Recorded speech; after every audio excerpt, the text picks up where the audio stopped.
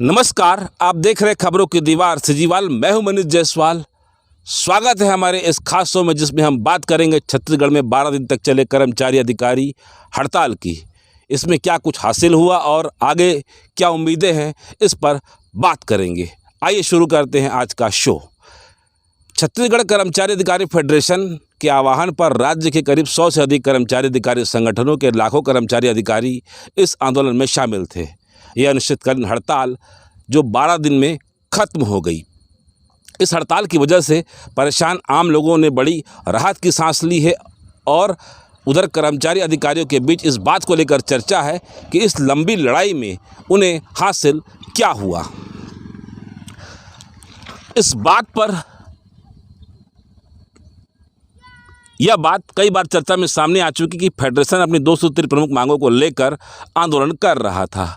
केंद्र के समान देय तिथि से 34% महंगाई भत्ता, एरिया सहित देने और 7वें वेतनमान के अनुरूप गृह भाड़ा भत्ता की मांग को लेकर चरणबद्ध आंदोलन में शामिल था।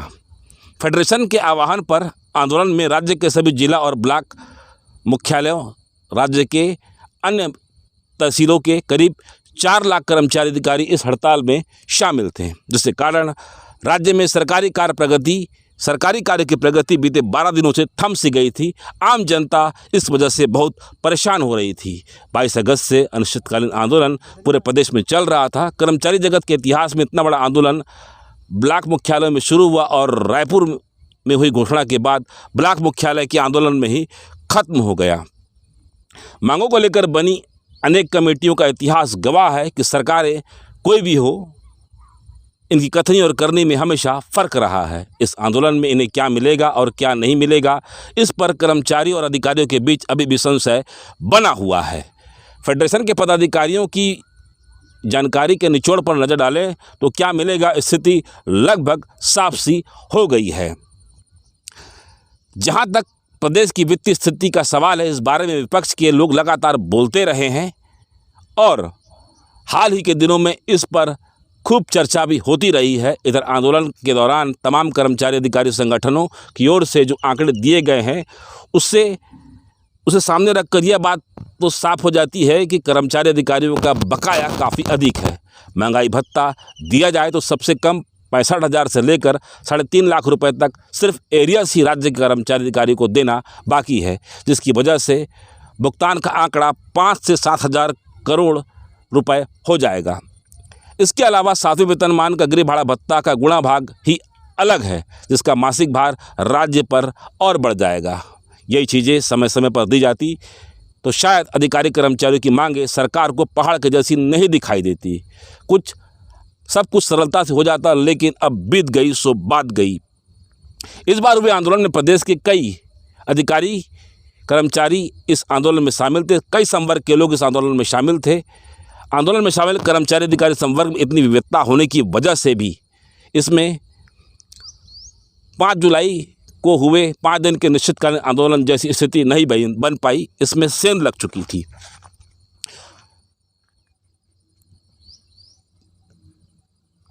इस सेंध की पहल तो आंदोलन के पहले ही शुरू हो चुकी थी। आंदोलन से पहले कई कर्मचारी अधिकारियों और शिक्षकों का एक गुट इस आंदोलन से दूर हो चुका था। यह स्थिति क्यों हुई? संघ के प्रमुख संघ संगठन किस लाभ हानि के सूत्र को ध्यान में रखकर आंदोलन से दूर रहे, या खुद आंदोलन का आह्वान करने वालों ने इन्हें दूर कर दिया? इस पर सवाल जवाब सोशल मीडिया प्लेटफॉर्म पर रोजाना कुछ न कुछ सुनाई देता रहा है। सरकारें बदलती रहती हैं, लेकिन कर्मचारी अधिकारी वहीं रहते हैं। लंबा आंदोलन करते हुए कर्मचारियों ने सरकारों को भी देखा है और विपक्ष की भूमिका को भी समझा है। राजनीति कुछ इस तरह चलती है, जो लोग आंदोलनकारियों की मांगों को कभी नज़रअंदाज करते हैं, नहीं मानते हैं, आश्वासनों के झूले में झुलाते रहते हैं, वही लोग सत्ता बदलने के बाद फिर किसी आंदोलन, किसी मुद्दे के साथ उनके बीच खड़े रहते हैं, उनका समर्थन करते हैं। आंदोलनकारी कर्मचारी अधिकारियों को भी विपक्ष का साथ अच्छा लगता है। आंदोलन कर रहे कर्मचारी अधिकारियों ने पूर्व की सरकार को भी देखा है और वर्तमान सरकार को भी देख रहे हैं, और आगे जो भी सरकार आएगी उसको भी देखेंगे और राज्य के विकास को गति देंगे। भारत का नागरिक होने के नाते संवैधानिक रूप से मिले वोट के अधिकार का प्रयोग भी करेंगे, लेकिन इसकी वजह से इनकी तत्कालिक समस्याएं नहीं सुलझने वाली। कर्मचारियों को तो अपनी सरकार से ही मांगना है, क्योंकि देना तो मौजूदा सरकार को ही है। 12 दिन के इस आंदोलन को देखा जाए तो एक पक्ष यह भी है कि इस सरकार ने राज्य के कर्मचारियों को लोकतंत्र में मिले अधिकारों को जिंदा रखा हुआ है, वह भी उस स्थिति में जब अधिकांश दफ्तरों में ताला लगा हुआ था। आम लोगों को परेशानी हो रही थी, उसके बाद भी कोई सख्त कार्रवाई इस सरकार ने नहीं की। कहीं एस्मा नहीं लगाया गया, कहीं लाठीचार्ज नहीं हुआ, कहीं का पंडाल ज़बरदस्ती उखाड़ कर फेंका नहीं गया, कहीं बर्खास्तगी नहीं हुई। आंदोलन पर नज़र रखते हुए सिर्फ कूटनीति का प्रयोग किया गया।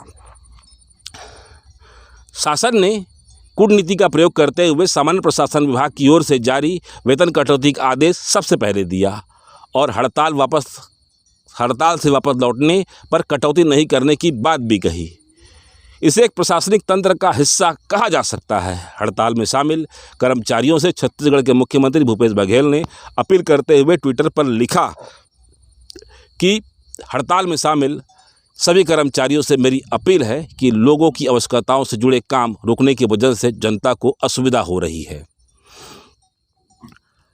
अतः आप सभी कर्तव्यों का निर्वाह करें। हमारी सरकार कर्मचारी हित हेतु सदैव तत्पर है। पुरानी पेंशन योजना उसका एक उदाहरण है। राज्य के वित्तीय संसाधनों को हम देखते हुए भविष्य में कर्मचारी हित में निर्णय लेते रहेंगे और आगे भी निर्णय लेंगे। यह मुख्यमंत्री का ट्वीट था। तमाम विरोधाभासी विचारों को विराम देते हुए मुख्यमंत्री ने कर्मचारियों अधिकारियों को काम पर लौटने की अपील भी की। इससे मैसेज साफ गया।